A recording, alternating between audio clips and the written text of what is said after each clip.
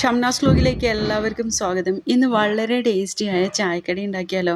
എന്നാൽ നമുക്ക് വീഡിയോയിലേക്ക് എടുക്കാം.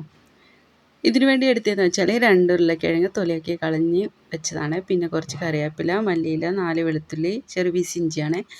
പിന്നെ ആവശ്യത്തിന് വെള്ളവും ഉപ്പും ചേർത്ത് നമുക്ക് ഉരുളക്കിഴങ്ങ് നന്നായിട്ട് വേവിച്ചെടുക്കണം. ഇപ്പോൾ ഉരുളക്കിഴങ്ങ് നല്ലോണം വെന്തിട്ടിട്ടുണ്ട്. ഇനി നമുക്ക് ഇതിലേക്ക് ഉരുളക്കിഴങ്ങ് വെള്ളമൊന്നും ഇല്ലാതെ നമുക്കൊരു പാത്രത്തിലേക്ക് മാറ്റാം.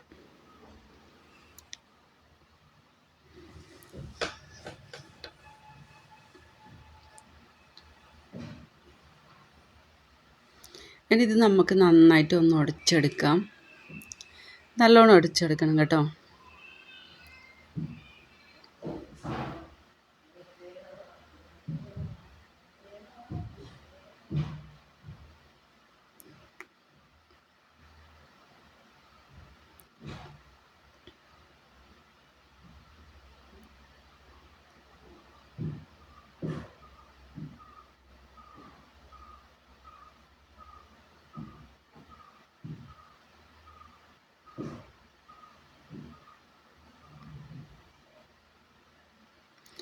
ഇപ്പോൾ നന്നായിട്ട് ഉടച്ചെടുത്തിട്ടുണ്ട്. ഇനി ഇതിലേക്ക് നമുക്ക് ഒരല്പം പത്തിരിപ്പൊടിയാണ് ചേർത്ത് കൊടുക്കേണ്ടത്. കുറേയൊന്നും ചേർത്ത് കൊടുക്കരുത്, കുറച്ച് പത്തിരിപ്പൊടി ചേർത്ത് കൊടുത്താൽ മതി.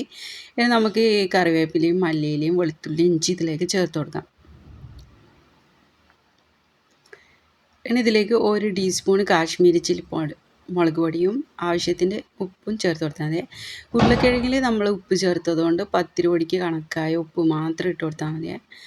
ഇനി ഇത് നന്നായിട്ട് കുറേശ്ശെ വെള്ളം ഒഴിച്ച് കുഴച്ചെടുക്കണേ. കൂടുതലായിട്ട് വെള്ളമായത് നോക്കി ഒഴിച്ച് കൊടുത്താൽ മതി, കുറച്ച്. ഇനി ഇത് നന്നായിട്ട് കുഴച്ചെടുക്കാം. നമുക്ക് ഈ വീഡിയോയിൽ കാണുന്ന പോലെ വെള്ളം ചേർത്ത് കൊടുത്താൽ മതിയേ.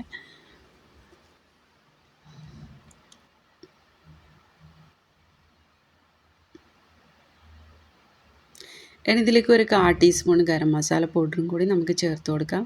എന്നിട്ട് ഇത് നന്നായിട്ട് മിക്സാക്കി കുഴച്ചെടുക്കാം. ഇനി ഇത് നമുക്ക് ഇഷ്ടമുള്ള ഷേപ്പിലാക്കി എടുക്കാം. ഇപ്പം ഞാൻ ഇതുപോലെയാണ് ആക്കിയെടുക്കുന്നത്. നമുക്കെല്ലാം ഇതുപോലെ ചെയ്തെടുക്കാം.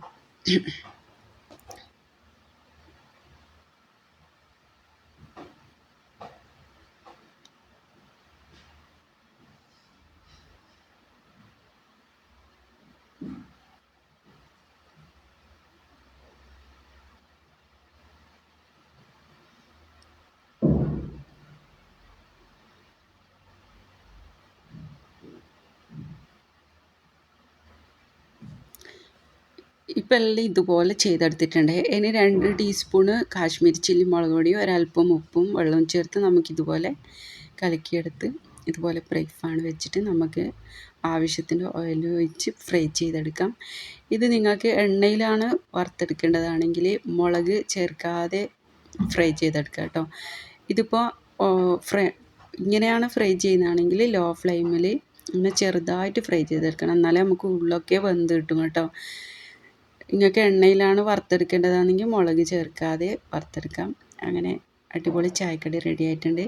നിങ്ങൾക്ക് എൻ്റെ ചാനൽ ഇഷ്ടമായെങ്കിൽ